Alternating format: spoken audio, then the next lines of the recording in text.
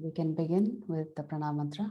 Om Ajnanatimirandasya Jnananjana Shalakaya Chakshur Unmilitam Yena Tasmai Shri Gurave Namaha Shri Chaitanya Manobhishtam Stapitam Yena Bhutale Swayam Rupa Kada Mahyam Dadati Swapatantikam Vandeham Shri Guru Shri Yuta Padakamalam Shri Gurum Vaishnavamscha Shri Rupam Sagrajatam Sahagana Raghunathanvitam Tam Sajivam Sadvaitam Savadutam Parijana Sahitam Krishna Chaitanya Devam Shri Radha Krishna Padan Sahagana Lalita Shri Vishakhanvitamscha He Krishna Karuna Sindhu Dinabandhu Jagatpate Gopesha Gopika Kanta Radha Kanta Namostate Taptakanchana Gaurangi Radhe Vrindavaneshwari Vrishabhanu Sute Devi Pranamami Haripriye Vancha Kalpadarupyascha Kripa Sindhubhya Evacha Patitanam Pavanebhyo Vaishnavebhyo Namo Namaha Nama Om Vishnupadaya Krishna Prishtaya Bhutale Srimati Bhakti Vedanta Swamin Iti Namine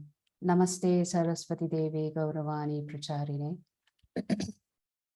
Nirvishesha Shunyavadi Paschyata Deshatarine Jaya Shri Krishna Chaitanya Prabhu Nityananda Shri Advaita Gadadara Shri Vasadi Gaura Bhakta Vrinda Hare Krishna Krishna Krishna Hare Hare Hare Rama Rama Rama Hare Hare Mukam karoti vachalam pangum langayate giram Yat kripatamaham vande Shri Gurum Dinatarinam Paramananda Madhavam Shri Chaitanya Ishwaram.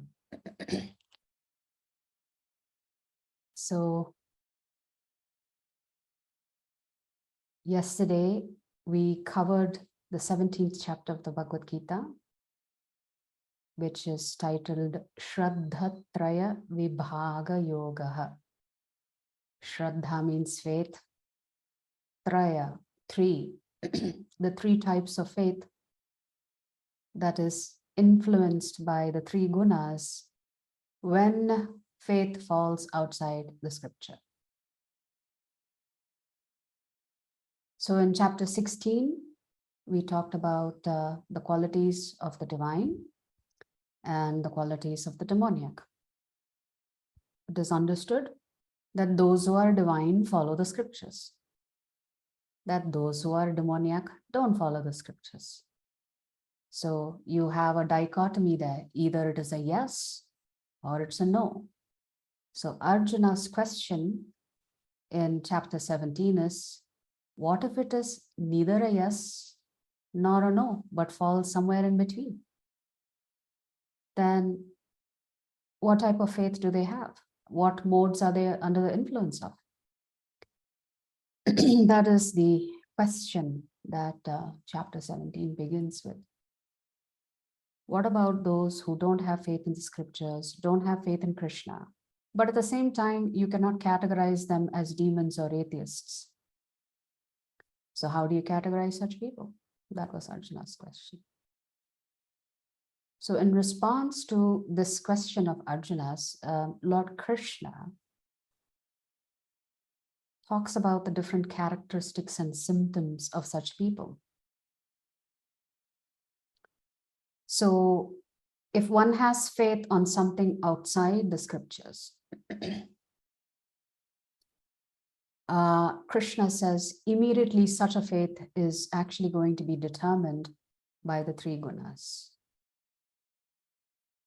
So based on such kind of faith, what does a person worship?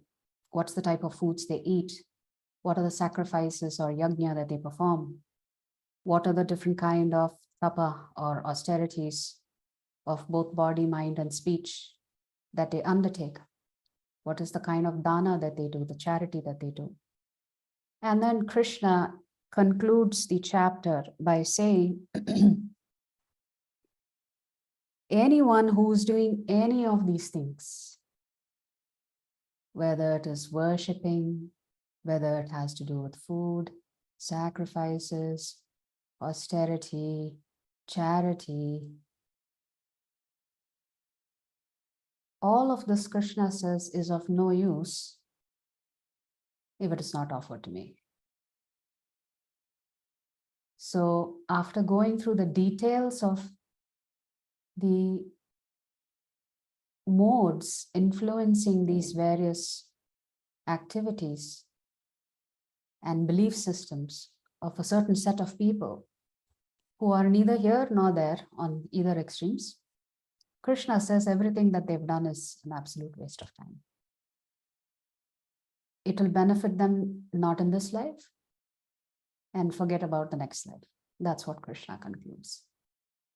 So prior to that last shloka, which is shloka 27, in that Krishna says, anything at all that you do, if you offer it to me as a sacrifice, then you are situated in the proper position.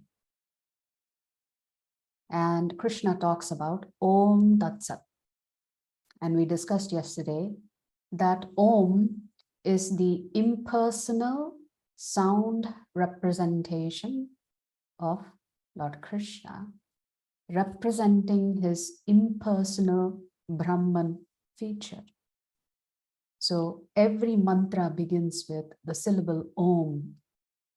Om is a call out to Lord Vishnu. So every single mantra that we utter that begins with Om, we are invoking Lord Vishnu's presence.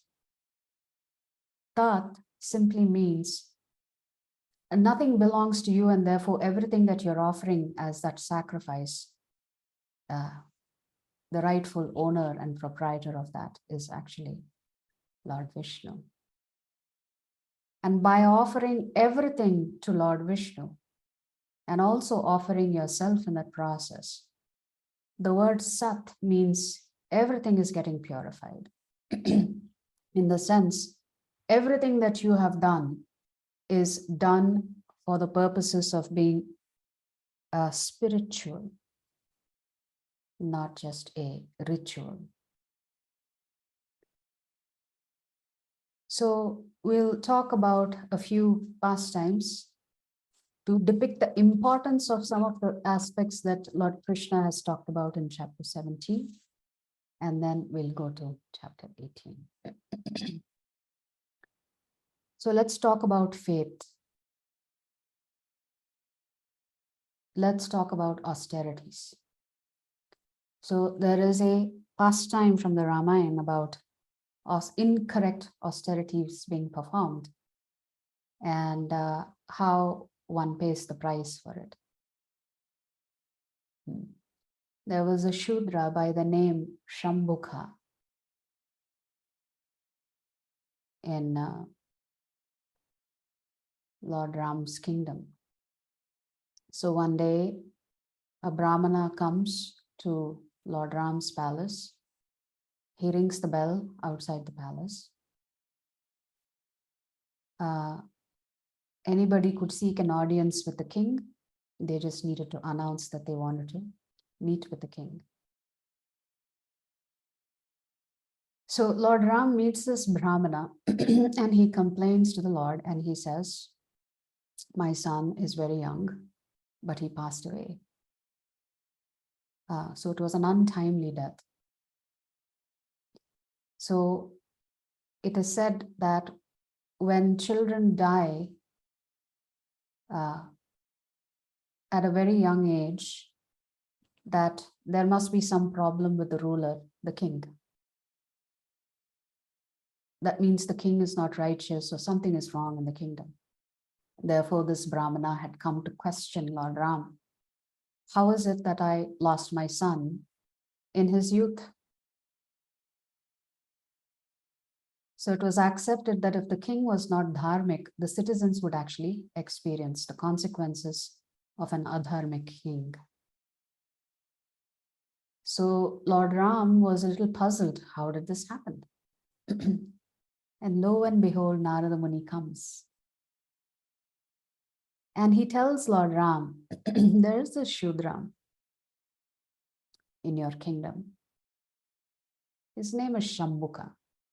He's doing a great deal of tapas in the forests. And he is the cause of the untimely death of this Brahmana's son. So Lord Ram meditates, and immediately the Pushpaka Vimana comes. The Lord boards the Pushpaka Vimana and it takes him southwards until he comes to see this personality, Shambhuka, hanging upside down from a tree, doing severe penance. And Lord Ram asks him, "Who are you?" And Shambhuka says, "I am a Shudra." And Lord Ram asks, "Why are you doing this tapas?" And Shambhuka says, "I want to become the next Indra. I want to defeat him and throw him off and take over Indra's throne." And then, to add insult to injury, Shambhuka says, "I also want to be with his wife, Sachi." So Indra's wife's name is Sachi. So Lord Ram had heard enough. So he immediately kills the Shudra. So when Lord Ram comes back, the Brahmana's son regains his life. So the Acharyas explain that what appears to be two unrelated activities, how fixing one problem, apparently unrelated, actually solves some other problem, apparently unrelated. So even austerities has to be performed as per scriptures. So such austerities as Shambhuka was practicing, which is not authorized in the scriptures, Lord Krishna calls them austerities influenced by the mode of ignorance.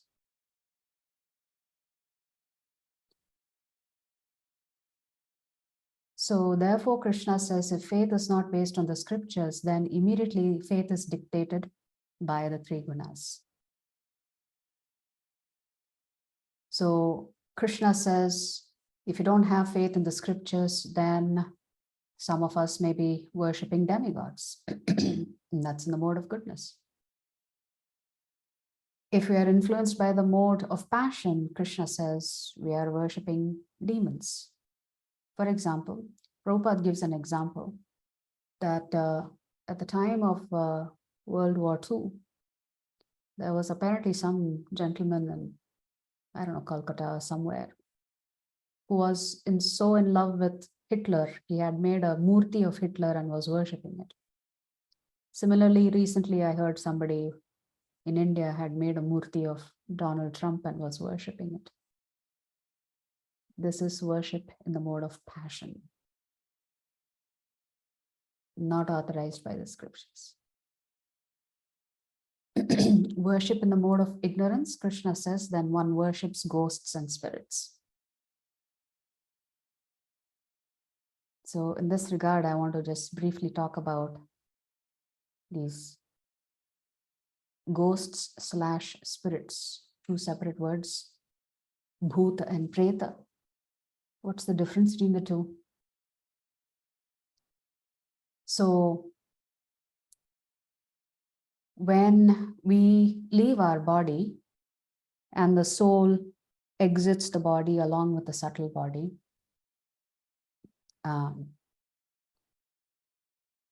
the punishment for those who commit suicide is that they become ghosts or bhutas.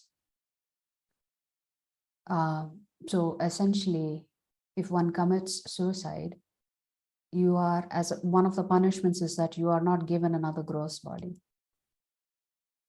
But interestingly, that soul still experiences hunger, thirst. The only thing is they cannot act on it because the gross body is missing. They do not get a gross body. So this is the condition. This is the word used, ghosts, bhutas, which means there are certain categories of souls that take on ghostly bodies, no gross body. So then the other word is preta. Preta means spirit. So this is what happens when we die, a normal death. So in the Vedic culture, 13 days after a person dies, the 13th day is actually very important. And I was listening to a class, I think last year, where His Grace Kansham Prabhu from ISKCON Sydney was explaining how this actually functions. So let us say I left my body today. The preta means I get a temporary body until a decision has to be made what body I will occupy next. So for those 12 days, I have to occupy a temporary body, which is called a preta or a transition body. So this is why we do ceremonies every day for those 12 days, so that the soul that has taken on this transition body can still receive its food and water. So on the 13th day, which we generally celebrate, is the day when that particular soul gets a new body. So remember, for those 12 days, it's a temporary body, it's a transition body. Every single soul goes through this process with the exception of devotees.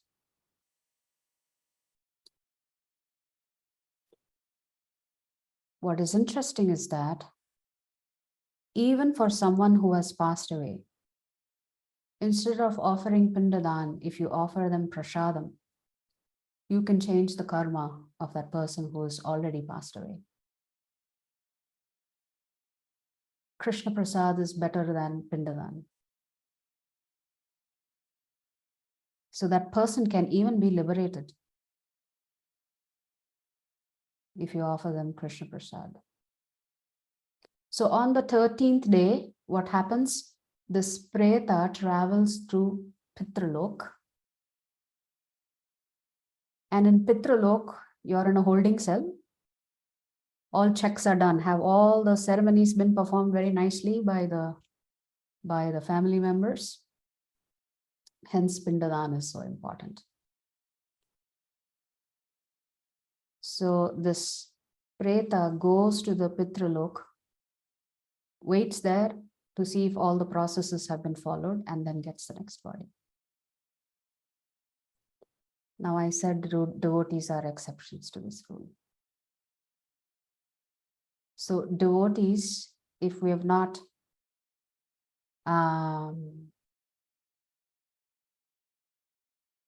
achieved perfection in our performance of Bhakti Yoga in this life, day one, when the soul leaves the body, we get a new body. So a devotee does not undergo this 12-day, 13-day process. Devotees of Krishna. So we immediately take a new body and take birth in a Vaishnava family. And the Yamadutas do not have jurisdiction over the devotees. It's the Vishnu Dutas who come to help this soul transition into a new Vaishnava body. So one day Yamaraj tells his Dutas, now go get this person. He gives them the GPS location, name, address, phone number, email ID. So the Yamadutas come searching for this person. There's no house in that location. And they are a little puzzled. Forget there being a soul, there's not even a house there. The location that their master had sent them to go get this particular soul. They were thinking, we've traveled so far. Maybe there's a mistake in the GPS. So they knock on the neighbor's house and take him back. So they go back to Yamaraj, and Yamaraj says, what have you done? This is not the person I asked you to bring. And then the servants of Yamaraj complain to him, but then the address you gave, there's nobody there. I mean, there's no house itself there. Where do I go search for a soul if there's not even a physical location? So Yamaraj says, this is very strange. So they all come back to that place. And Yamaraj starts laughing. And he explains to his servants, I gave you the right address. It's just you are not able to see the house because there is a tulsi plant outside that house.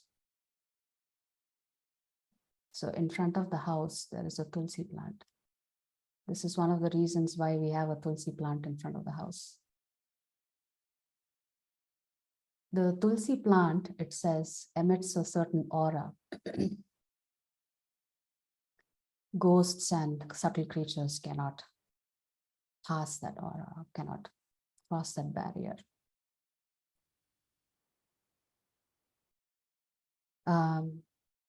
So Krishna has talked about the types of foods that a person consumes under the influence of the three modes.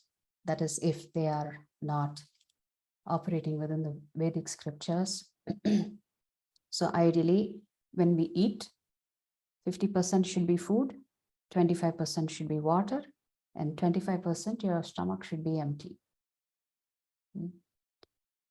So Prabhupada had said, if you are young, you can make the mistake of eating more. If you are old, you have to make the mistake of eating less.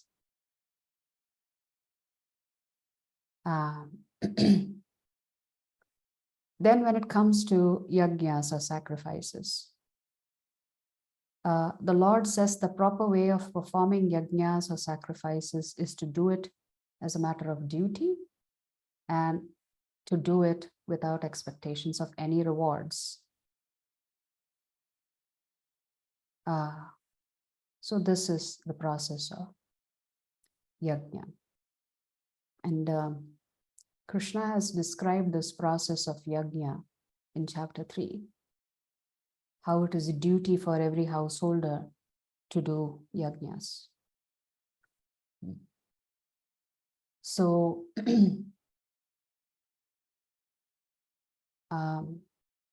then Krishna also talks about charity. Charity has to be done in the right place, at the right time, to a worthy person, as per the scriptures. Yajna has to be done as per the Vedic scriptures. A Brahmana has to be invited to chant the Vedic mantras.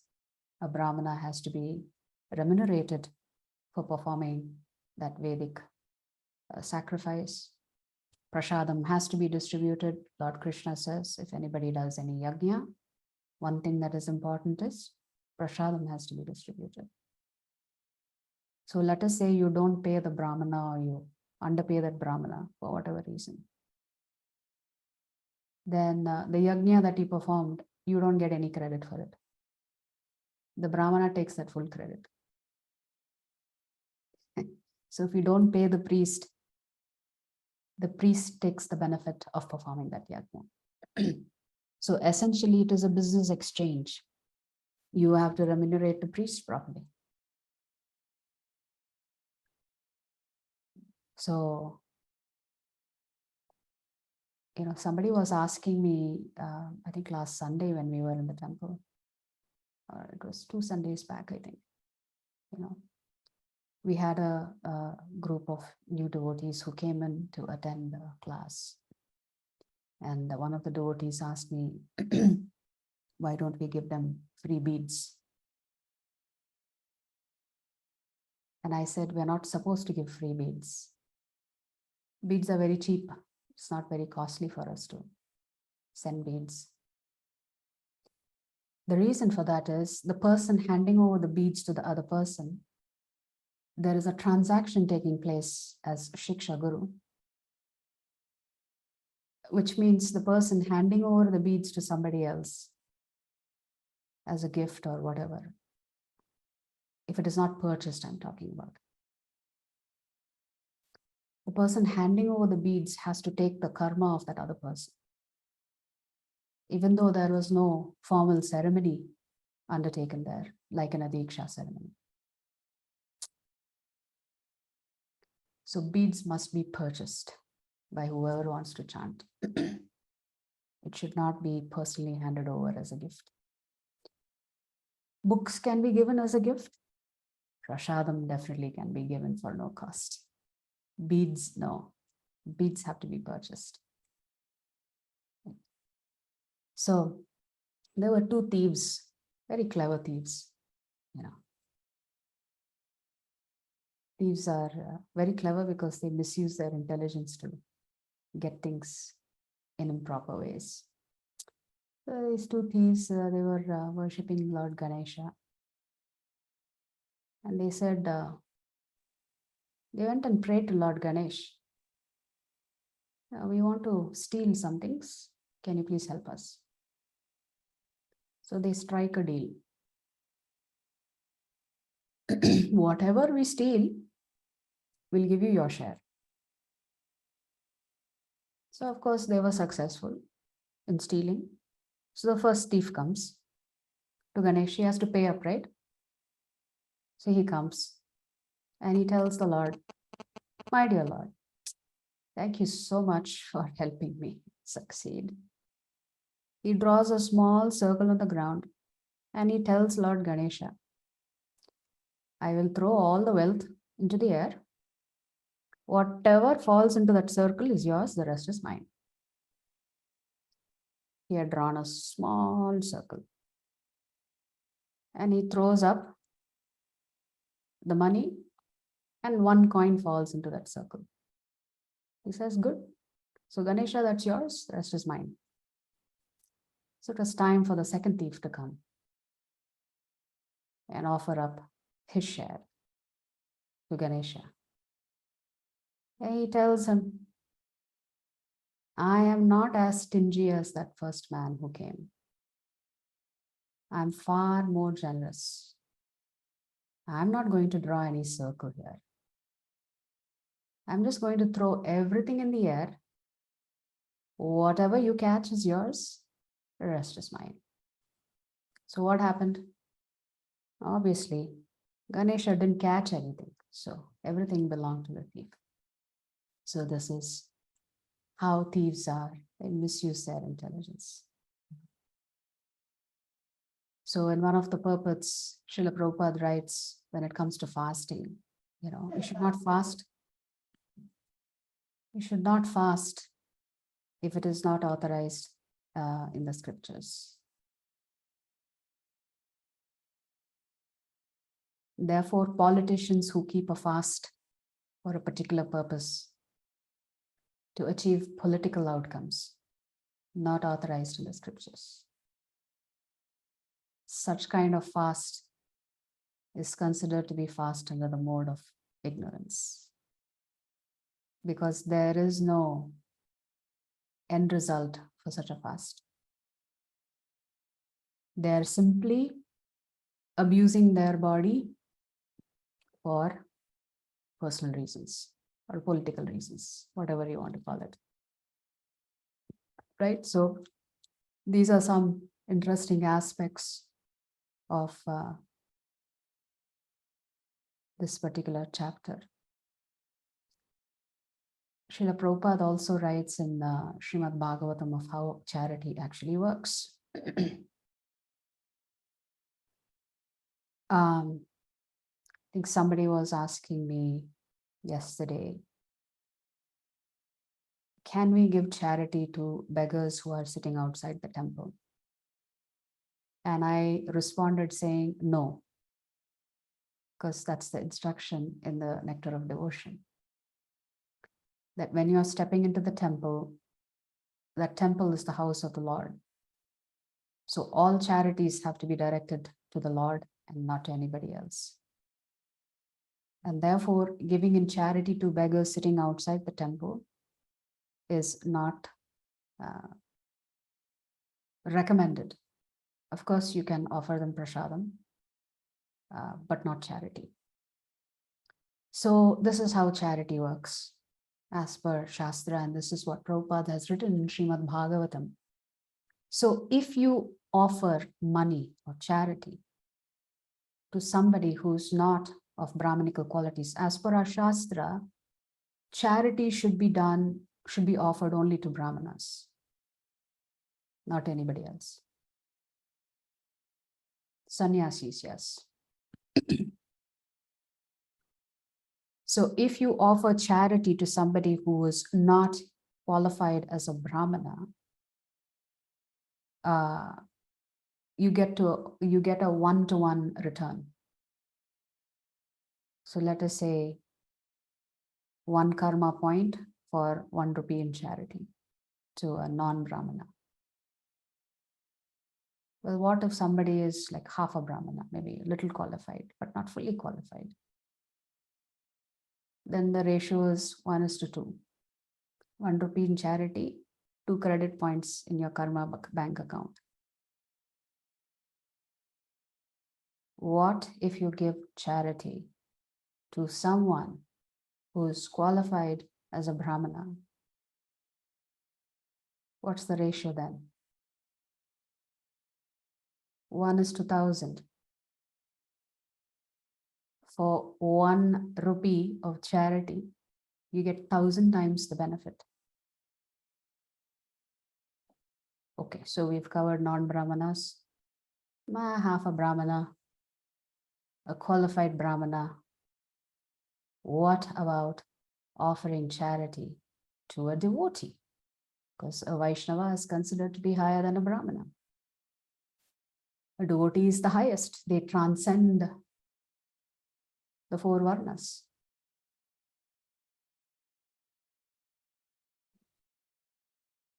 If you offer charity to a devotee, the ratio is 1:infinity. You get unlimited benefits. When you give in charity to Lord Krishna's devotees, he's taking note. It's not the demigods who are doing the calculation here.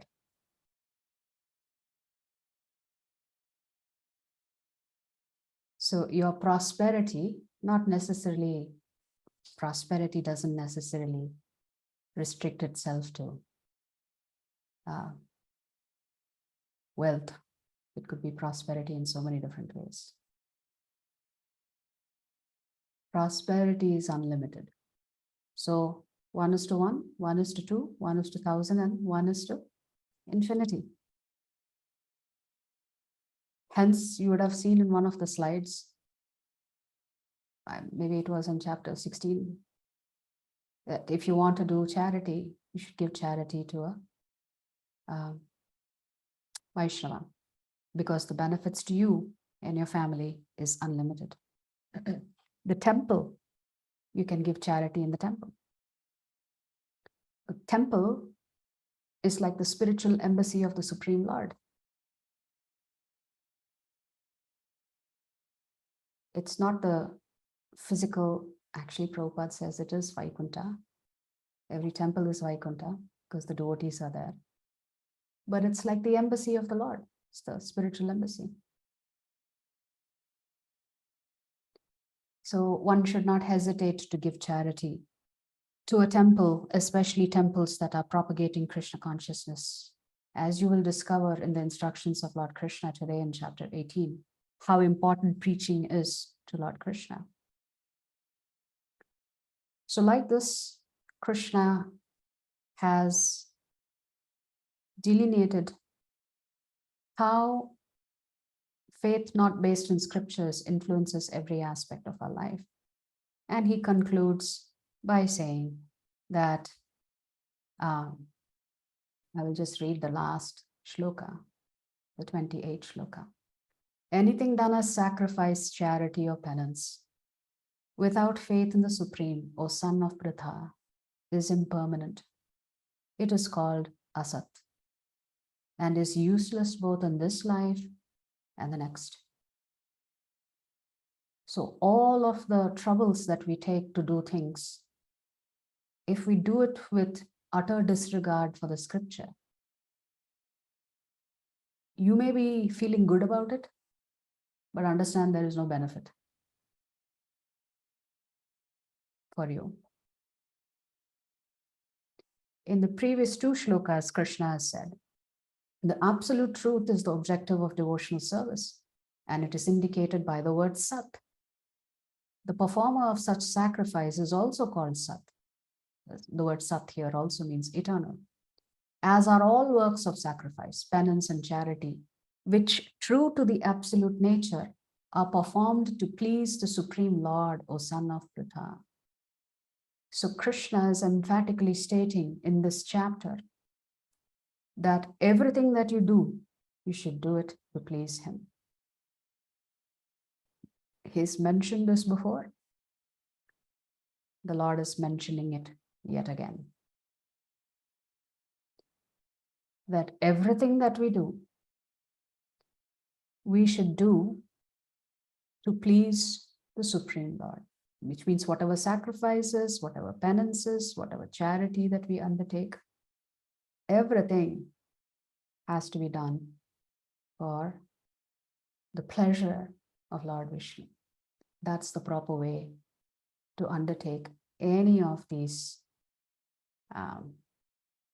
aspects of faith, which now brings us to the 18th chapter. The 18th chapter is titled Moksha Sannyasa Yoga. So, the yoga of surrender. Sorry, there is some electricity going on and off. Before we begin, let's offer our humble obeisances to His Divine Grace, A.C. Bhaktivedanta Swami Srila Prabhupada, Srila Prabhupada Ki Jai. So today's acronym is SMILE. Yes, all of you can smile because you've reached the 18th chapter finally, and you're going to experience liberation today. So what is beautiful about this particular chapter is that Krishna summarizes the important points that he has discussed thus far. However, chapter 18 also begins with Arjuna asking a very interesting question. What is the question Arjuna is asking? O mighty armed one, I wish to understand the purpose of renunciation, tyaga, and of the renounced order of life, sannyasa, O killer of the Keshi demon, master of the senses. Arjuna is making comparisons between an ashram and a process, which is interesting. So essentially, Arjuna is asking, what is the difference between those who have renounced all material things and taken on the saffron robe versus those who actually renounce the fruits of all of their activities? And Krishna responds to this question. The giving up of activities that are based on material desire is what great learned men call the renounced order of life, sannyasa. And giving up the results of all activities is what the wise call renunciation. So Krishna has defined what is sannyas, and Krishna is defining what is tyaga. Sannyas is those who have renounced everything material. They've given up their family, they've given up bank accounts, they've given up their possessions, and they're completely dependent on society. But they're doing it for the purposes of helping the lost souls connect back to Krishna. So they have taken up the ultimate sacrifice in order to help you and me. So this is renunciation of all material desires. What is tyaga? Krishna says that is giving up all of the results of your activities. Krishna is saying the wise call this tyaga. And from here on out, you will see that Lord Krishna is going to come back to the topic of sacrifice, charity, penance, and again is going to talk about what's the right thing to do and what's not the right thing to do. So Krishna says, some learned men declare that all kinds of fruitive activities means anything that you do because you have a material desire that you are trying to fulfill. Some learned men declare that all kinds of fruitive activities should be given up as faulty. Yet other sages maintain that acts of sacrifice, charity, and penance should never be abandoned. I think I told all of you yesterday, I'm going to reveal a deeper secret. I'm not going to reveal it, but what the Shastra says, the deeper significance of why Krishna is saying here that the sages say that every one of us has to do yajna, dhana, and tapa. And what is Krishna saying? The sages say these three things should never be abandoned, no matter how old we are. And I'll explain that in a minute. O best of the Bharatas, now hear my judgment about renunciation. O tiger among men, renunciation is declared in the scriptures to be of three kinds. Acts of sacrifice, charity, and penance.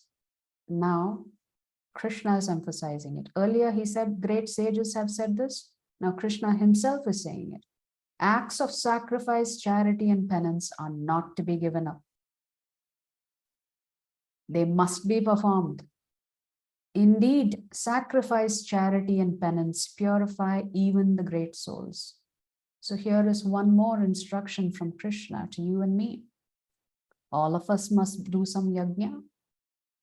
All of us must practice some tapas, some austerity. And all of us must engage in charity. In ISKCON, we have this wonderful concept of doing Nitya Seva. So we have some really wonderful devotees who contribute every month some small amount to the temple, or to whatever their capacity is. And these funds are used for the service of the deities and for the service of the Vaishnavas. So actually, every paycheck, you should set aside some amount to give in charity. I mentioned, I think, in one of the classes that when you visit the temple, you should never go empty-handed. You should always offer something to the Lord, whether it is fruits or flowers or whatever it is, you should offer something to the Lord. So you should not go empty-handed. So acts of sacrifice, charity, and penance are not to be given up. They must be performed. Why? Krishna says it purifies all of us. So now I will reveal to you what is the deeper significance of this.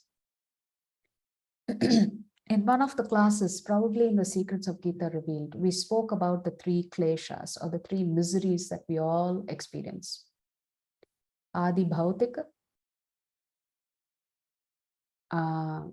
Adhyatmik, Adi Bhautik, and Adi Daivik. Now, this is how it is connected to sacrifice, charity, and penance. What is Adhyatmika? Adhyatmika is miseries that we inflict on ourselves in order to nullify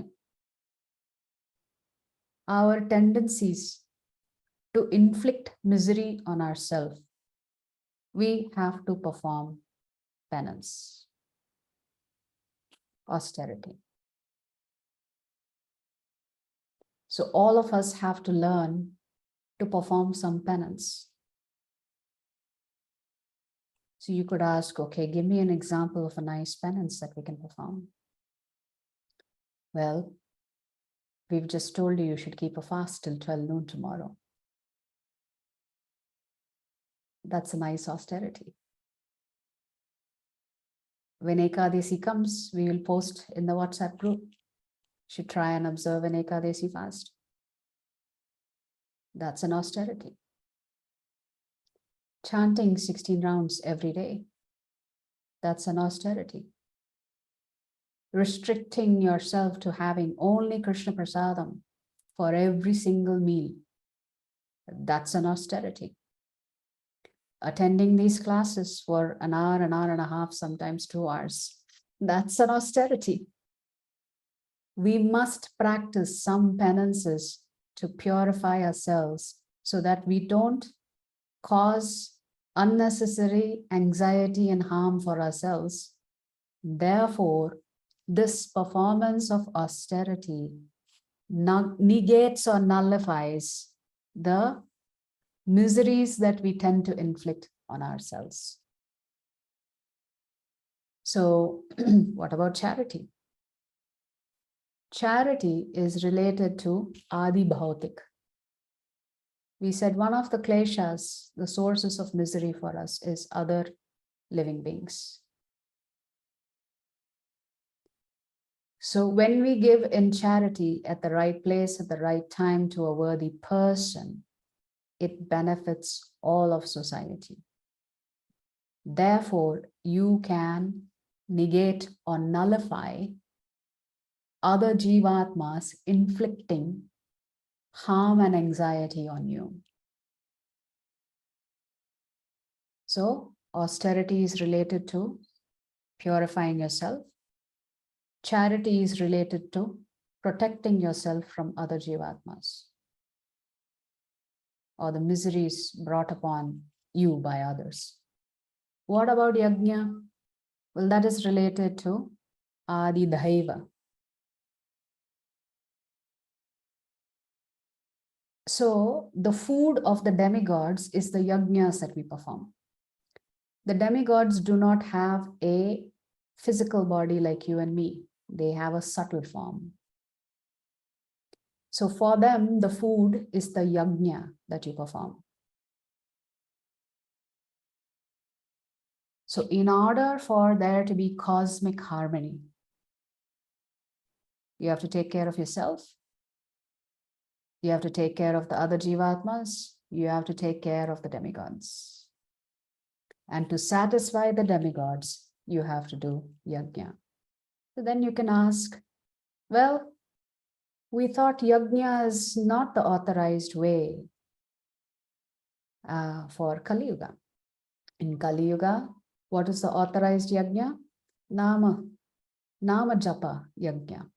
Krishna himself says of all of the sacrifices, practicing the sacrifice of chanting my holy names is the highest of sacrifices.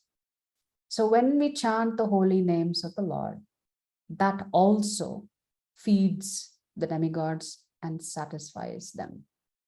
They are nourished by your chanting.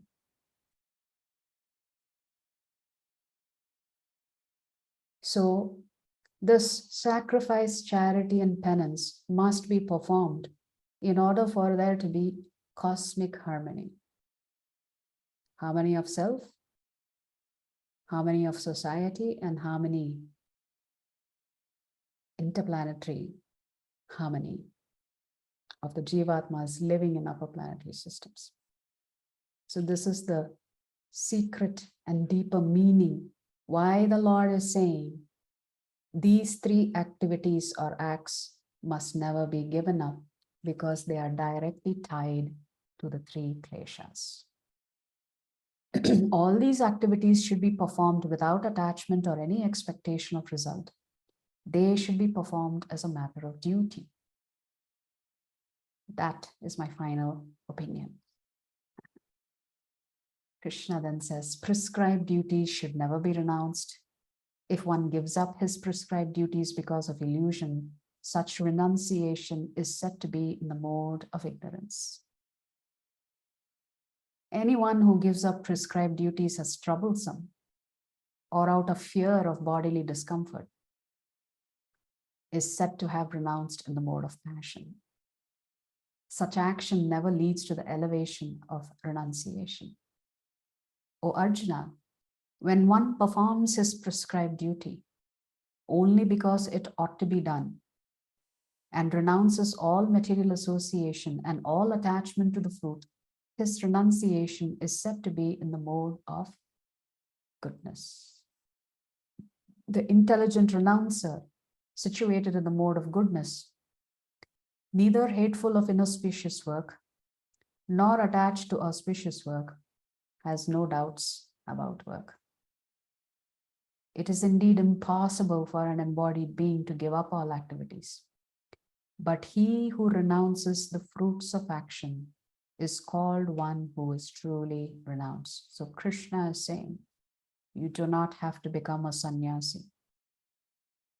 You just need to learn how to be a tyagi. So you can be a grihastha and be a sannyasi. Krishna says anybody who has learned to renounce the fruits of action is actually the greatest renunciate, which is offering everything that you have in the service of Krishna.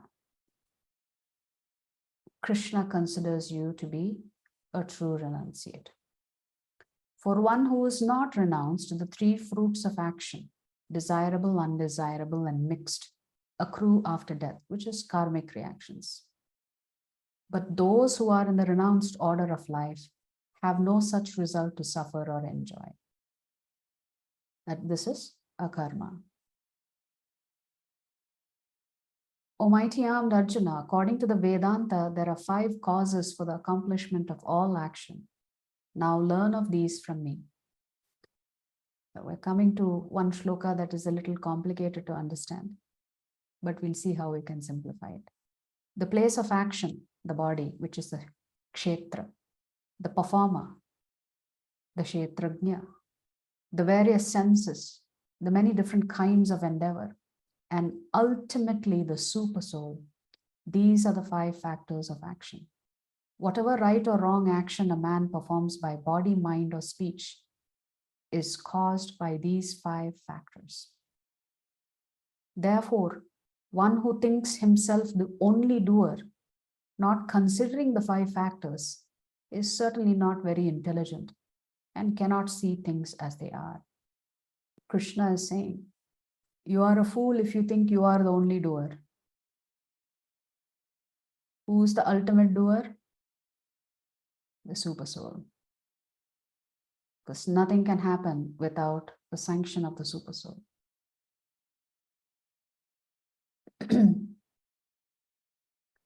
One who is not motivated by false ego, whose intelligence is not entangled, though he kills men in this world, does not kill. Nor is he bound by his actions. Krishna is answering Arjuna's question in chapter 1. Do I not have to take the sins of killing all of these people? Krishna is saying, if your motivation is to please me, then you're not bound by the reactions. Knowledge, the object of knowledge, and the knower are the 3 factors that motivate action. The senses, the work, and doer are the 3 constituents of action. Now from here, I believe Krishna is going to talk about the gunas again. So let me just check my notes quickly.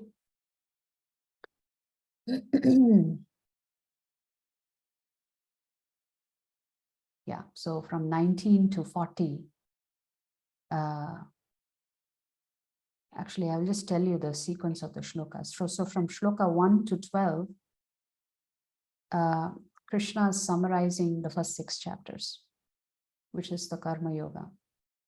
From shlokas 13 to 18, Krishna has summarized chapters 13 to 18, which is the Jnana Yoga section of the Bhagavad Gita.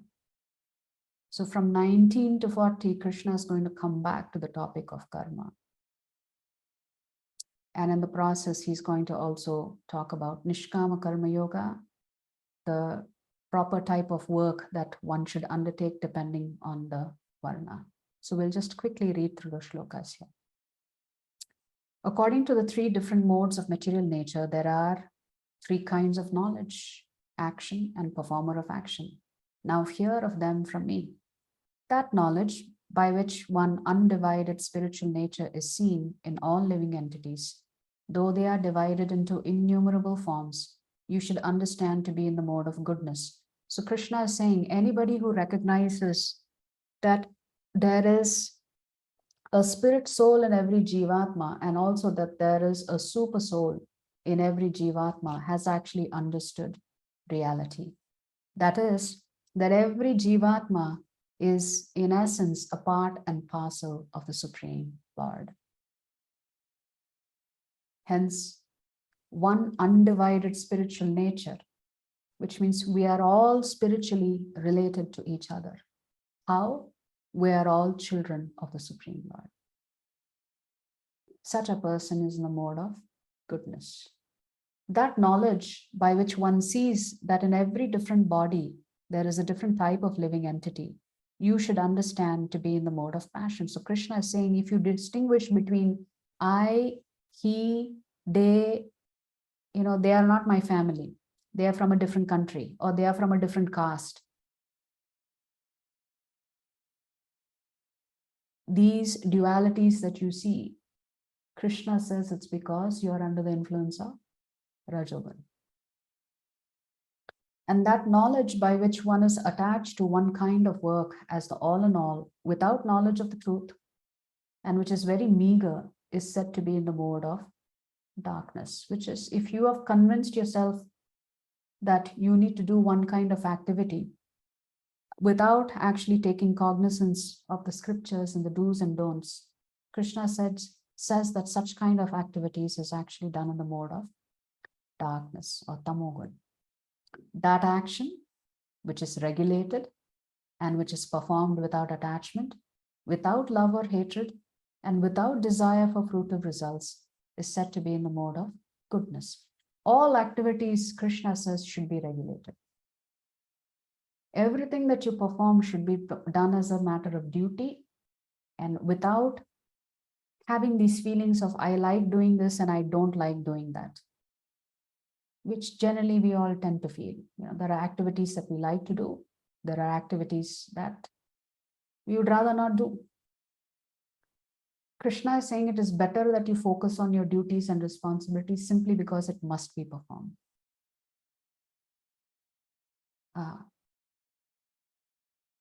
Don't get caught up in the emotions of I like and I don't like. But action performed with great effort by one seeking to gratify his desires and enacted from a sense of false ego is called action in the mode of passion, which means any activities that you do because you want a particular outcome. You're gunning for a particular outcome. Krishna says that is Rajogun. So these are all repetitions. Krishna is just summarizing everything again. That action performed in illusion, in disregard of scriptural injunctions, and without concern for future bondage or for violence or distress caused to others, is said to be in the mode of ignorance. Those who act without understanding the consequences of how their action impacts greater society, such individuals are acting under the mode of ignorance. One who performs his duty without association with the modes of material nature, without false ego, with great determination and enthusiasm, and without wavering in success or failure, is said to be a worker in the mode of goodness. So Krishna expects you to do everything with determination and enthusiasm. And Krishna is saying, don't worry about preliminary information about whether it is succeeding or failing. Continue to do your duty.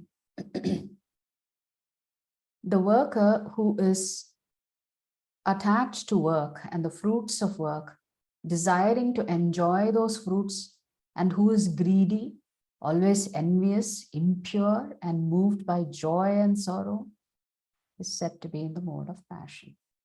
So if you win a lottery ticket, You're just jumping up and down. You may be on TV being interviewed. And then if you happen to invest in cryptocurrency, a company that was doing big in cryptocurrency, FTX, just went down by $40 billion, just like that. And then you are crying because you've lost your money. So the worker who's always engaged in work against the injunctions of the scripture, who's materialistic, obstinate, cheating, an expert in insulting others, and who's lazy, always morose and procrastinating, is said to be a worker in the mode of ignorance. So in reality, most of us undergo these feelings also at some time or the other. Maybe not against the scripture, but definitely we tend to become lazy. We tend to put things off, do things in the last minute. So this is acting under the mode of ignorance. O winner of wealth, now please listen as I tell you in detail of the different kinds of understanding and determination according to the three modes of material nature. Krishna has already spoken about this in chapters 16 and 17 and 14. He's going to come back to this topic again. O son of Pritha, that understanding by which one knows what ought to be done and what ought not to be done, what is to be feared and what is not to be feared, what is binding and what is liberating, is in the mode of goodness, which means very keen sense of discriminatory power. O son of Pritha, that understanding which cannot distinguish between religion and irreligion, between action that should be done and action that should not be done, is in the mode of passion, which means people in the mode of passion do not have very good discriminatory power. Remember, we said they act and then reflect. Whereas people in the mode of goodness, they reflect first and then they act. Whereas in the mode of ignorance, there's neither. That understanding which considers irreligion to be religion and religion to be irreligion under the spell of illusion and darkness, and strives always in the wrong direction, O Partha, is in the mode of ignorance. Obviously, these are personalities that concoct things out of thin air with total disregard of scripture. They decide what is spiritual and what is not. They define it themselves. Such a person is acting under the mode of ignorance. O son of Pritha, that determination which is unbreakable, which is sustained with steadfastness by yoga practice, and which thus controls the activities of the mind, life, and senses, is determination in the mode of goodness. So some of us may have this trait in us. Once we set our mind to doing something, we just get it done. We are highly focused. But Krishna says, how is it possible? By yoga practice, not Ashtanga yoga practice. Here it is your sadhana. But that determination which one holds fast to fruitive results in religion, economic development, and sense gratification is of nature of passion, which means some people are very determined to accomplish things because they want gains only. That is Rajogun. And that determination which cannot go beyond dreaming, fearfulness, lamentation, moroseness, and illusion, such unintelligent determination, O son of Pritha, is in the mode of darkness. Sometimes we too fall in this trap. We may think of doing something, but we never get around to doing it. Some of us are in the habit of constantly complaining. Things are so bad. Krishna says this is Tamogun acting on you. O best of the Bharatas, now please hear from me about the three kinds of happiness by which the conditioned soul enjoys and by which he sometimes comes to the end of all distress. that which in the beginning may be just like poison, but at the end is just like nectar, and which awakens one to self-realization, is said to be happiness in the mode of goodness. So in the beginning, waking up early in the morning, during Brahma Muhurta hours, and taking a bath and sitting down and spending 2 hours chanting, it's like a poison pill. Who wants to do it? But as you stick to that process, Krishna says whatever was experienced as poisonous or distasteful, at the end it turns to nectar because your self-realization is being awakened. Such happiness is under the mode of goodness. That happiness which is derived from contact of the senses with their objects, and which appears like nectar at first, but poison at the end, is said to be of the nature of passion. So everything on the material world looks very attractive. But if you're trapped by the external attraction of things, it ends up being poison in the end, Krishna says. Because after you get whatever you wanted so badly, you now have to learn how to maintain it. And that requires even more effort. So what is nectar in the beginning ends up being poison in the end. Krishna says these activities are being done under the influence of Rajogun. And that happiness which is blind to self-realization, which is delusion from beginning to end, and which arises from sleep, laziness, and illusion, is said to be of the nature of ignorance. There is no being existing either here or among the demigods in the higher planetary systems, which is freed from these three modes born of material nature. Krishna is saying, all the way up to Lord Brahma, every one of us comes under the influence of these three gunas. So now, from shlokas 41 to 48, Krishna is going to talk about Nishkama Karma Yoga. Brahmanas, Kshatriyas, Vaishyas, and Shudras are distinguished by the qualities born of their own natures in accordance with the material modes or chastiser of the enemy. So what decides your Varna?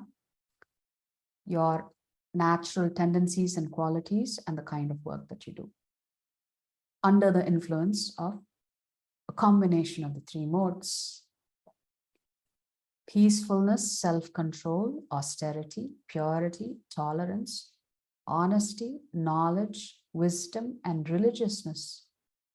These are the natural qualities by which the Brahmanas work.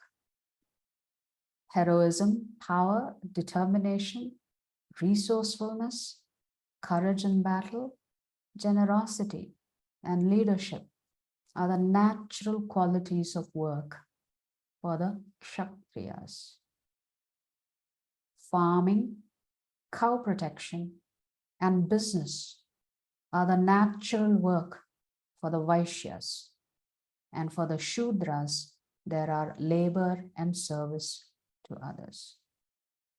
Krishna is telling us, based on the characteristics that we exhibit, what type of work would come naturally to us. By following his qualities of work, every man can become perfect. Now, please hear from me how this can be done. Now, Krishna has not said Brahmanas are the most perfect. Irrespective of which Varna you are in, you can achieve perfection in that particular Varna. But Krishna actually wants you to transcend the four Varnas and become his devotee. Actually, that's the essence of this chapter. By worship of the Lord, who is the source of all beings and who's all pervading, a man can attain perfection through performing his own work. So how can you attain perfection in any one of the varnas that you're in? By worshipping the Lord. It is better to engage in one's own occupation, even though one may perform it imperfectly, than to accept another's occupation and perform it perfectly. So Krishna has said this earlier, he's repeating it again. Duties prescribed according to one's nature are never affected by sinful reactions. Every endeavor is covered by some fault, just as fire is covered by smoke. Therefore, one should not give up the work born of his nature, O son of Kunti, even if such work is full of fault. One who is self-controlled and unattached, and who disregards all material enjoyments, can obtain, by practice of renunciation, the highest perfect stage of freedom from reaction. This is Nishkama Karma Yoga. Nishkama Karma Yogis are not interested in Krishna. They just don't want karmic reactions. So they renounce the fruits of their work. And therefore, they also are performing a karma. O son of Kunti, learn from me how one who has achieved this perfection can attain to the supreme perfectional stage, Brahman, the stage of highest knowledge, by acting in the way I shall now summarize. So now Krishna is transitioning from Jnana Yoga to Nishkama Karma Yoga for the purposes of attaining liberation.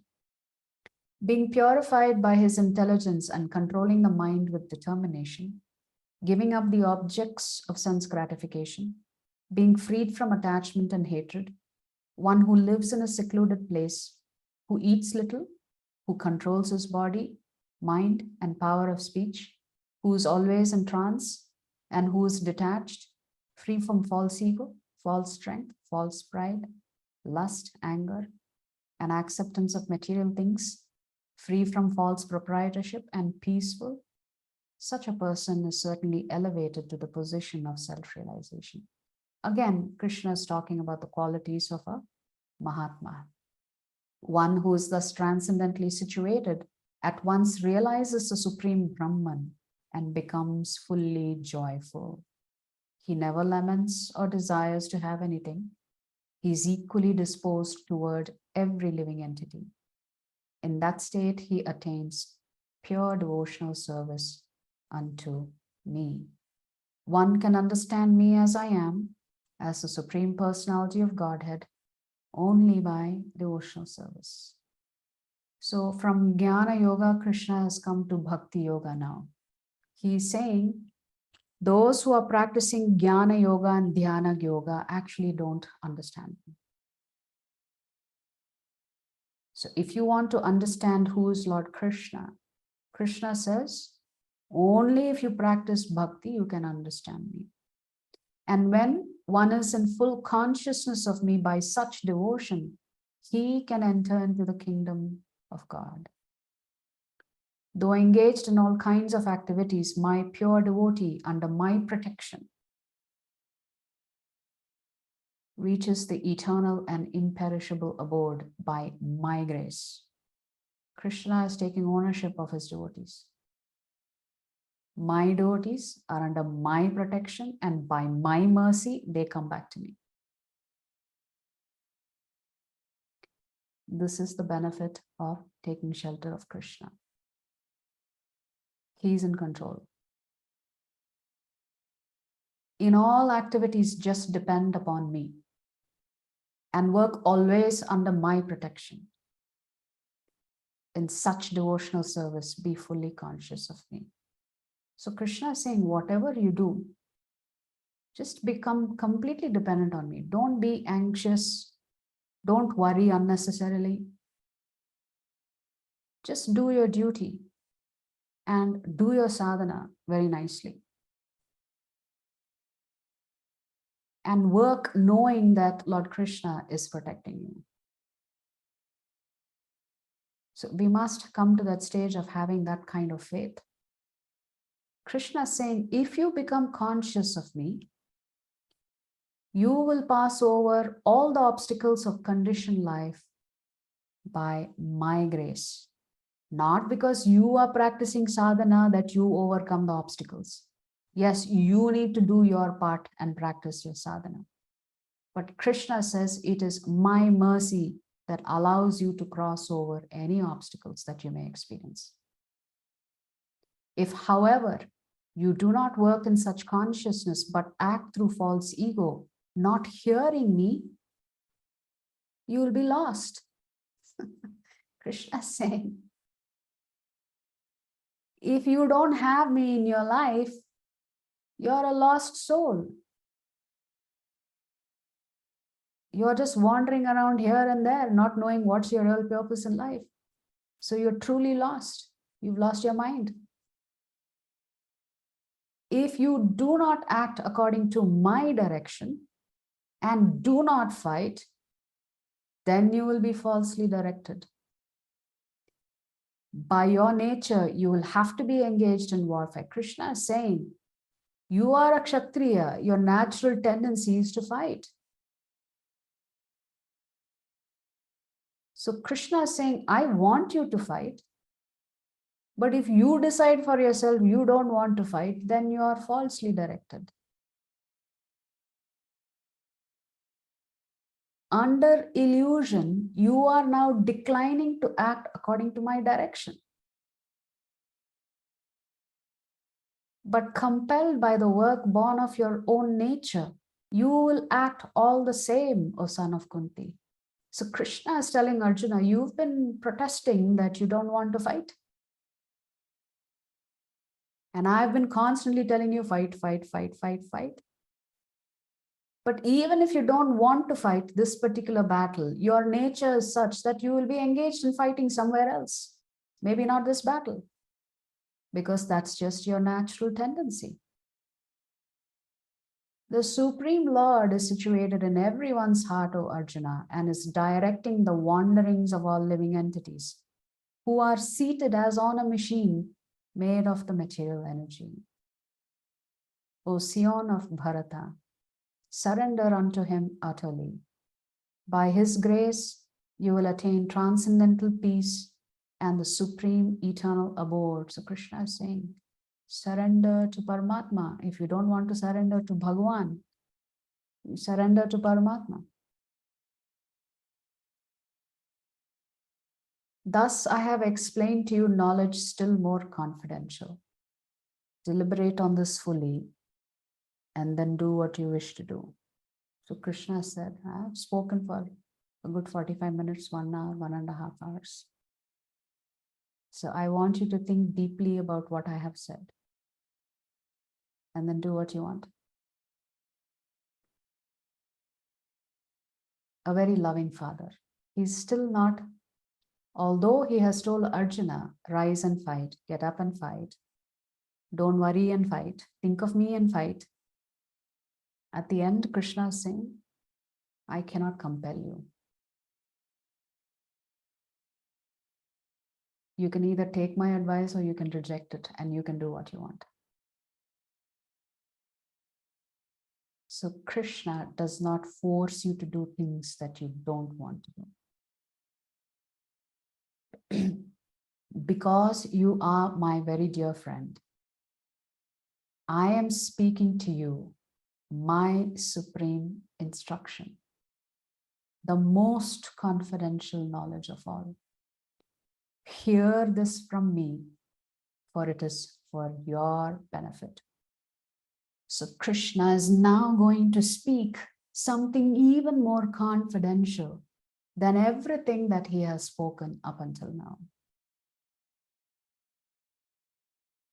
So this is a repeat or almost identical shloka of 9.34. Always think of me become my devotee.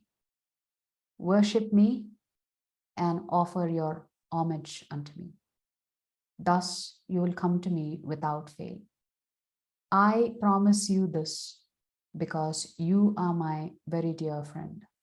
The Lord is promising you a particular result. What is that result? If you do any one of all four of this, Krishna is saying, you will come to me without fail.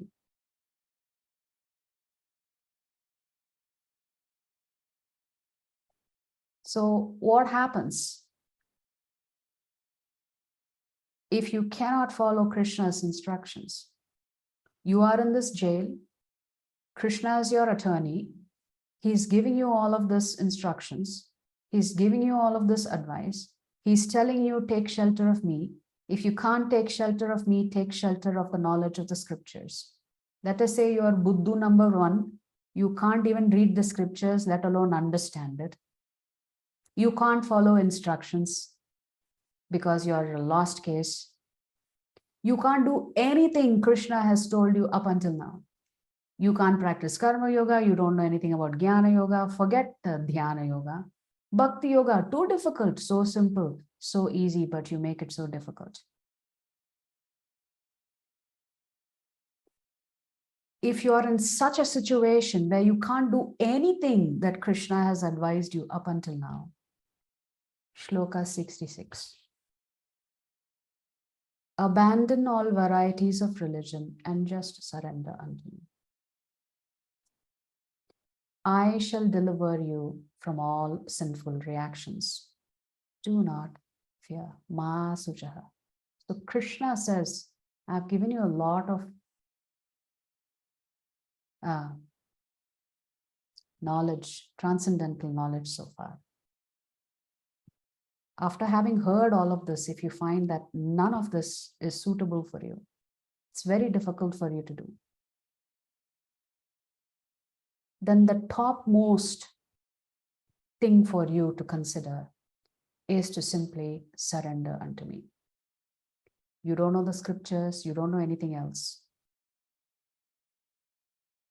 But if you take my shelter, Krishna says, I will deliver you from all sinful reactions. Do not fear.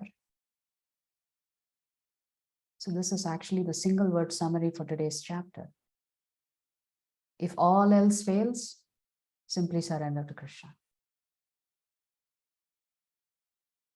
So if there is a choice of various dharmas that are there in front of you, the highest form of dharma, Krishna says, is to simply surrender to me.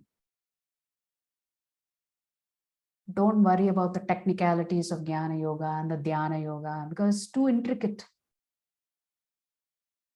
For some of us, some of this information is just too intricate.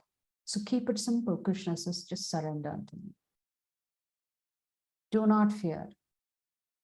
This confidential knowledge may never be explained to those who are not austere or devoted or engaged in devotional service, not to one, nor to one who is envious of me. So in order to understand what Krishna is saying, we should not be envious of Krishna. We should become his friend. For one who explains the supreme secret to the devotees, pure devotional service is guaranteed. And at the end, he will come back to me. This is Krishna's instructions to preach. He's saying that in the next shloka. There is no servant in this world more dear to me than he, nor will there ever be one more dear. Who's Krishna talking about? Krishna is talking about all the preachers, especially all his pure devotees who have sacrificed their lives for the sake of preaching, for the sake of propagating this knowledge across the globe.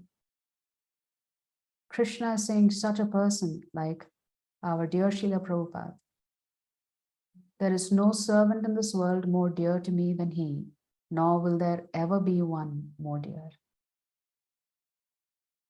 So Krishna is saying, now that you have heard all of this, Your natural inclination should be, I want to rescue everybody else.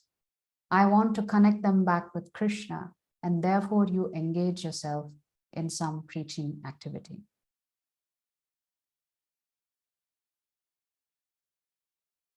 Now, Krishna says, in case you can't preach after hearing all of this, and I declare that he who studies the sacred conversation of ours worships me by his intelligence.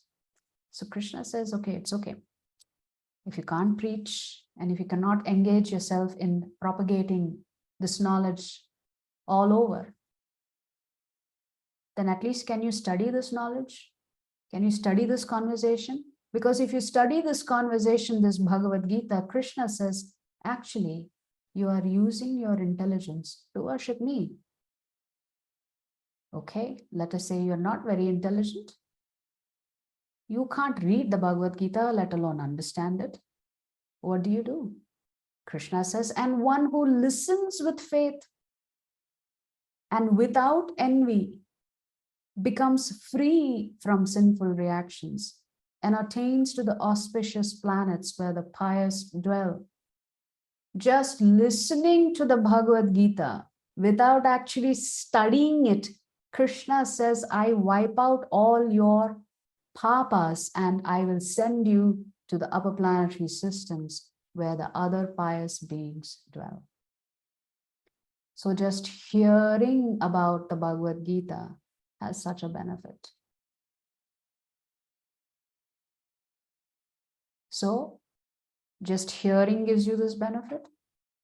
Studying makes you worship Krishna just through the act of studying. And if you're really convinced by this knowledge, you will be preaching.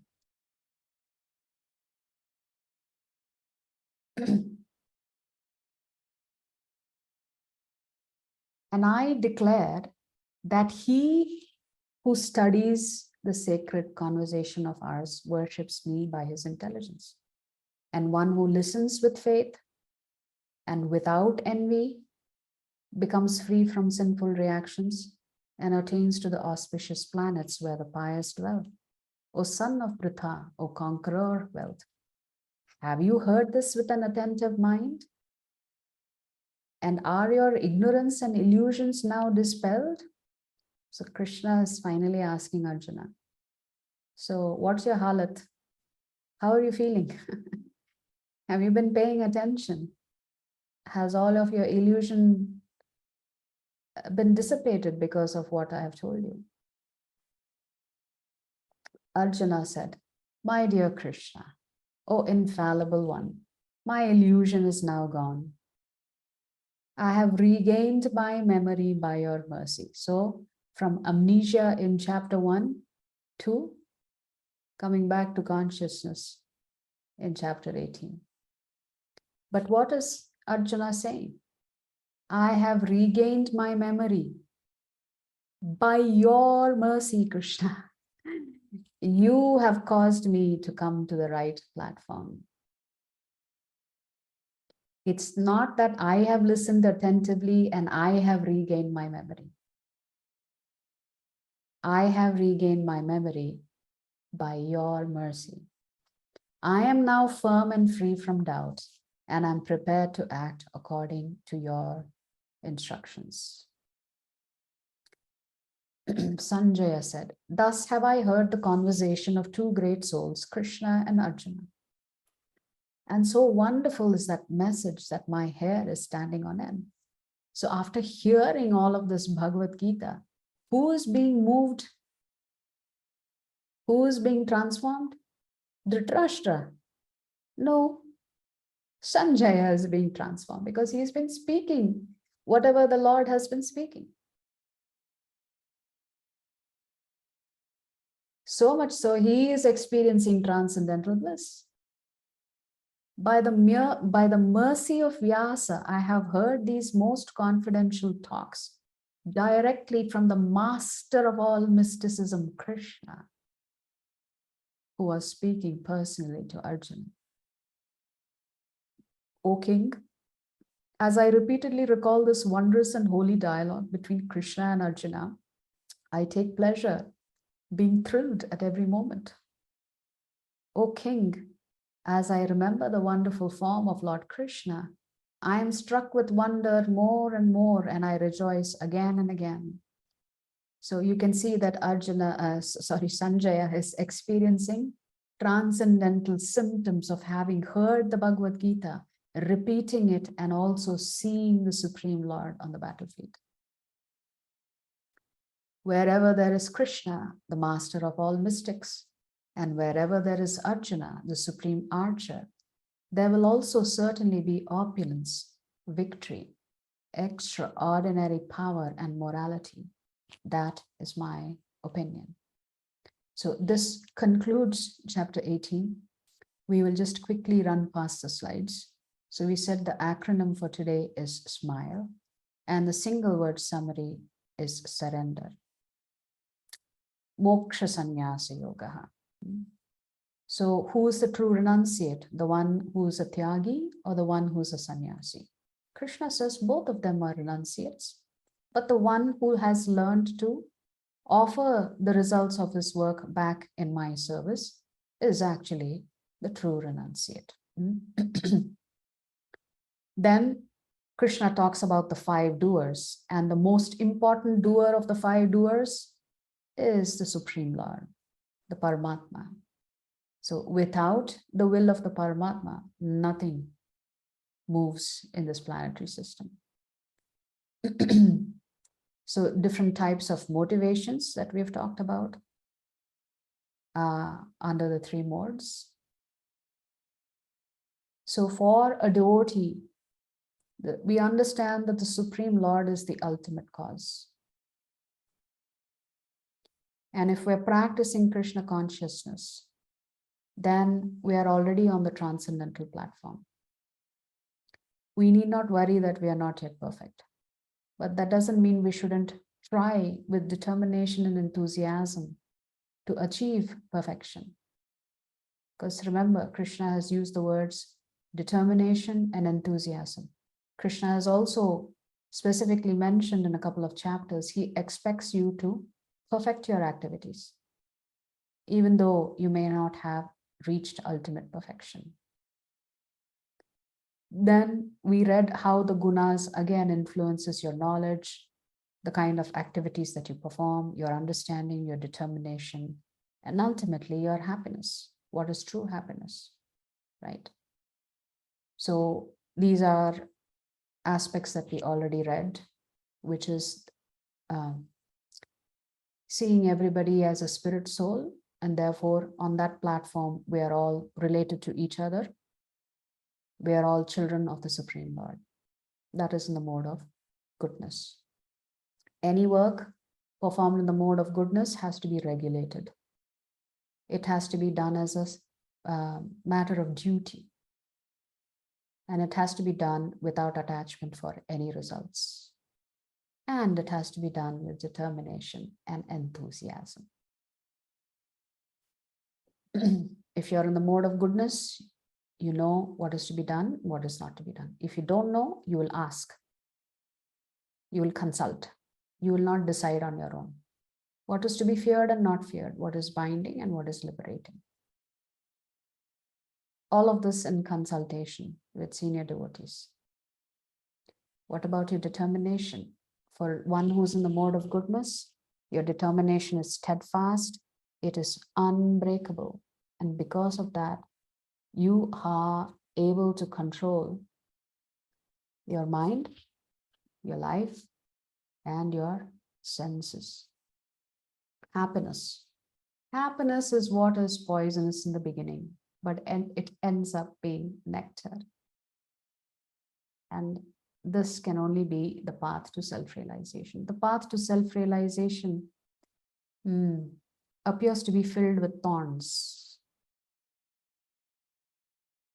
until those thorns turn into soft flowers, because you begin experiencing the results of performing sadhana bhakti. We talked about the 4 varnas, and Krishna has said, how do you perfect your work? It's better to do your work as per your natural tendencies than to do work that's in a different varna, even though you may be perfect at it. That is not what Krishna wants you to do. So if you're a Kshatriya, don't pretend to be a Brahmana, because your natural qualities will always come to the forefront. So what's the ideal work for Brahmanas? To teach. Ideal work for Kshatriyas? To be in administration of governments. Vaishyas, Krishna himself is saying, farming, cow protection, and business. These are the only three activities for Vaishyas. Shudras, to provide labor and service to others. But then, how do you achieve perfection in your work? Krishna says, work for me. Work for my pleasure. Bhaktya mam abhijanati yavan yaschasmi tatpatah tato mam tatpato jnatva vishate tadanantaram. Krishna says, you can only understand me by devotional service. And once you've understood Krishna through devotional service, Krishna says, you can enter into my kingdom. So coming to the almost end of the chapter. So what is the ray of hope for us? That we can develop love for the Supreme Lord simply by surrendering to him.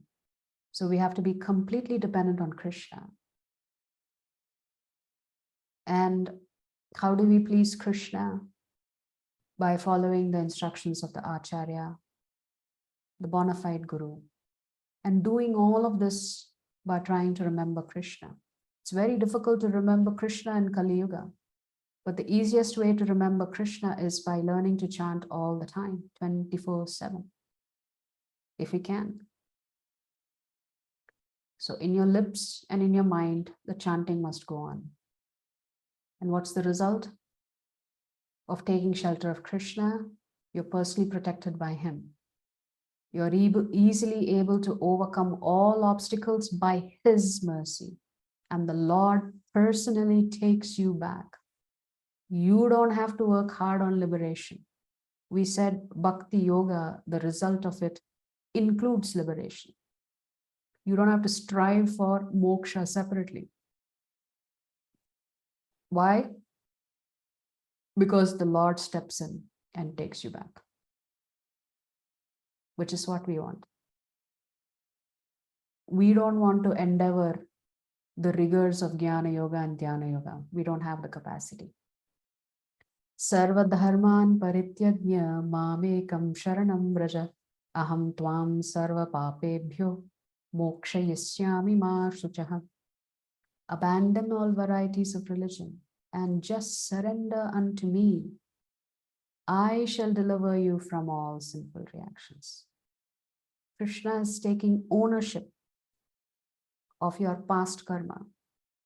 Like somebody asked me yesterday, but what about the things I've done in the past? Well, don't worry. Krishna says he will deliver you from all sinful reactions. He's saying, do not fear. So if Krishna is saying, do not fear, then why should we fear? Why should we have anxiety at all about our past activities? So we should not worry. But we should follow instructions now that we realize and recognize what is right and what is wrong. So the only option for us is to surrender to him, to Krishna. Through this, we will get peace and joy. We'll be free from our sinful reactions because that's what the Lord is guaranteeing you. Krishna says, declare it boldly, Arjuna, that my devotees never perish. Because if a devotee says that Krishna's devotees will not perish, then Krishna has to make it happen. Because Krishna becomes the servant of his devotees. But if Krishna himself makes that promise, he may have to break that promise. So Krishna very, very cleverly tells Arjuna, declare it boldly that my devotees never perish. So the Lord is personally engaged in your life the minute you begin chanting the holy names. But then who can receive this particular kind of knowledge? So even to chant the holy names of the Lord, you need the mercy of the Lord. Chanting is actually very easy. But if you don't have the benediction of the Supreme Lord, you can't chant. So anybody who is chanting should understand that is because the Lord has benedicted you. It's because of His mercy, not because you did something great in your past life. At least that's not how devotees think. So somebody who is a friend and who is non-envious of him, as the Lord says in chapter 9, anasuyave, they can receive this kind of knowledge. They can understand it. They can distribute this knowledge. They can study it. They can listen to it and achieve the transcendental realm. So you have to be a devotee, Krishna says. You should not be envious. You should have some amount of self-control, and you have to become his friend. Krishna gives freedom, and when Krishna gives such a freedom, what does the devotee do? The devotee does not take advantage of the freedom that Krishna has given them. The devotee realizes that it is far superior and better and most intelligent for them to simply obey the Lord. Even though the Lord is saying, you can do what you want, the devotee is always keen to be obedient. We are not here to test the Lord. So that is why Arjuna says, I have heard very nicely. All my doubts are cleared. I am acting according to your instructions. So Arjuna doesn't say, I'm going to get up and fight. What is Arjuna saying? I'm ready to follow your instructions. What is Krishna's instructions? Get up and fight. So Arjuna is saying, I'm ready to follow your instructions. That's all that matters to Krishna, that you're ready to follow his instructions. Ya idam paramam guhyam mad bhaktvesh abhidhasyati bhaktim mai param kritva mam evaisyati samshayah. For one who explains the supreme secret to the devotees. Devotees means they fall under the category of non-envious friend of Krishna. Pure devotional service is guaranteed, and at the end, he will come back to me. So we must be ready to distribute this knowledge. So one who studies it, Krishna says, worships him with intelligence. One who listens to this knowledge with great faith, they become free from all of their sinful reactions, and they attain the heavenly planets, the auspicious planets. So the Gita ends with this wonderful shloka by Sanjaya. Wherever there is Krishna, the master of all mystics, and wherever there is Arjuna, the supreme archer, there will also certainly be opulence, victory, extraordinary power, and morality. That is my opinion. Yatra Yogeshwara Krishno, Yatra Partho Dhanurdaraha, Tatra Shir Vijayo Bhutir, Dhruva Nitir Matir Mama. So this is the essence of the Bhagavad Gita. So we started in chapter 1 with Arjuna having lost his identity, and therefore he was lamenting. Krishna reestablishes who he is in the second chapter by talking about the difference between the body and the soul. In the third chapter, Karma Yoga, Krishna talked about, now that you know what your identity is, what is the duty that you need to perform? But to do that duty, you need to be situated in the proper knowledge, which is what Krishna talks about, which is the knowledge of the divine, the knowledge of the relationship between spirit soul and super soul. What's the result of performing your duties and responsibilities very nicely, knowing this relationship that you have with Krishna? The result is peace of mind. And setting the stage for how you can always be thinking about Krishna. Krishna talks about one way of always thinking about him, which is to perform dhyana yoga and meditate on the Paramatma within you. But better than that is to actually meditate on the two-handed form of Shyama Sundara. So in the middle 6 chapters, Krishna talks about, he has offered Arjuna a job in chapter 3 and said, everything that you do, you have to do it to please me. So who is this me? Krishna is going to talk about himself in the middle 6 chapters. So he identifies and explains how he is the supreme boss. So if you want to go to work for somebody, you want to know what kind of boss are they going to be? Are they going to micromanage you? How much freedom will they give you? So if you're going to work for someone, you also want to know what are the benefits that they're going to give you. What kind of insurance policy? What are the perks? What is the gratuity? All of these, Arjuna is able to make a decision in the middle 6 chapters. Krishna is saying, here I am, I'm the boss, this is who I am. What's your insurance policy? If you think of me at the time of death, you'll come back to me, guarantee. That's your spiritual insurance. But how do you enter the spiritual world? By practicing bhakti. That's the password. And Krishna says, actually, the opulence, my opulence is actually with my devotees.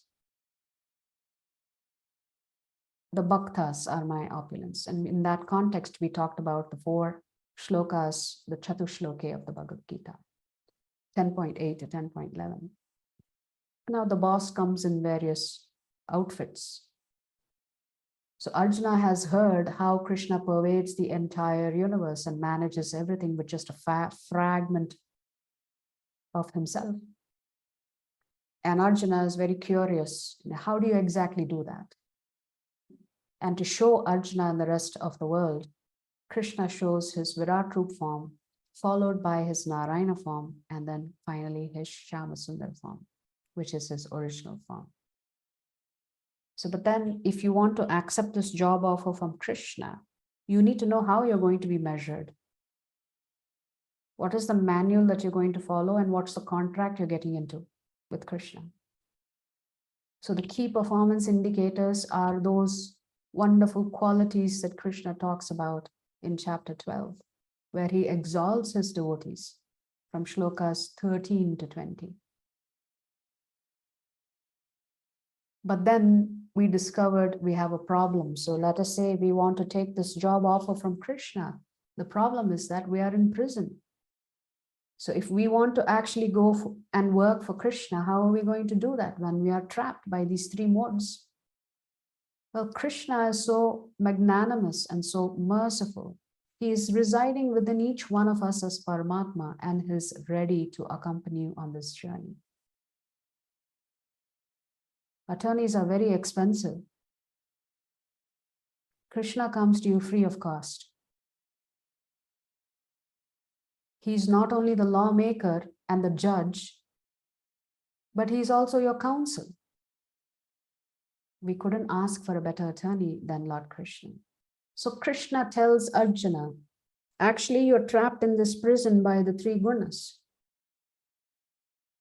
And what is the escape plan? Well, if you cannot take shelter of me, as I've explained to you in the middle 6 chapters, then take the shelter of the Vedic scriptures because they are your escape plan. And in that regard, Krishna talked about this upside down banyan tree.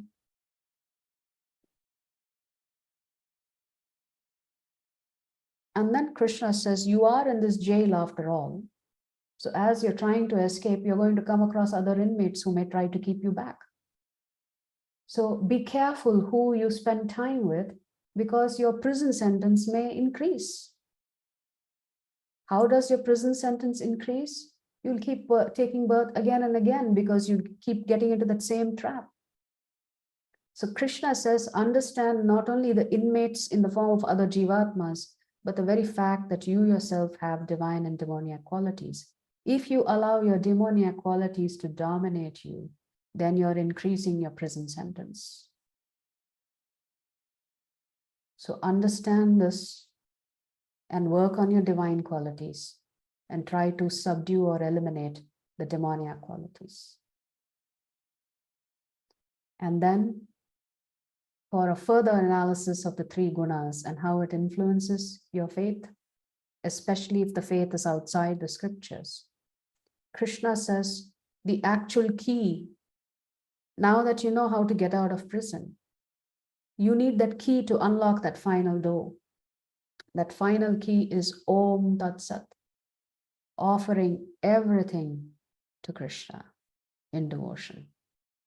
So Om Tat Sat is the beginning of your practice of transcendental Bhakti Yoga. If that doesn't work, if none of these things work, Krishna concludes by saying, then give up all religion and simply surrender to me. Give up this karma yoga, jnana yoga, dhyana yoga, all this nonsense that I've spoken about. If it is too difficult for you, can you at least surrender to me? Because if you do, I will take care of you personally. So this is the essence of these 18 chapters of the Bhagavad Gita. And our journey doesn't stop here.